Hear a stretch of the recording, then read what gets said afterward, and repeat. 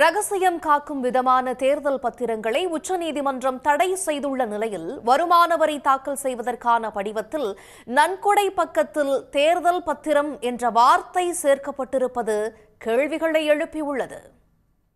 மத்திய அரசு கடந்த 2018ஆம் ஆண்டு கொண்டு வந்த தேர்தல் பத்திரங்கள் திட்டம் ஸ்டேட் பேங்க் ஆஃப் இந்தியா வங்கியில் 1000 ரூபாய் முதல் 1 கோடி ரூபாய் வரையிலான மதிப்பில் வழங்கப்படும் தேர்தல் பத்திரங்களை நன்கொடையாளர்கள் வாங்கி விரும்பிய கட்சிகளுக்கு நன்கொடை வழங்க வகை செய்தது.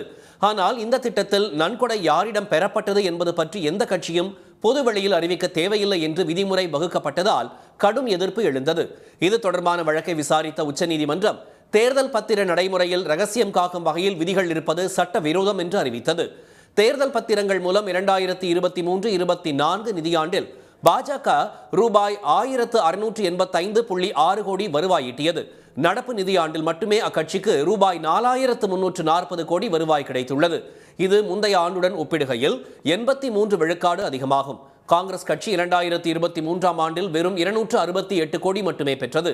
இந்நிலையில் வருமான வரித்துறையின் புதிய படிவத்தில் நன்கொடை வழங்கும் பிரிவில் எந்தெந்த விதங்களில் வரும் நன்கொடைகளை கணக்கில் கொள்ளலாம் என்ற பட்டியலில் தேர்தல் பத்திரமும் சேர்க்கப்பட்டிருப்பது கேள்விகளை எழுப்பியுள்ளது.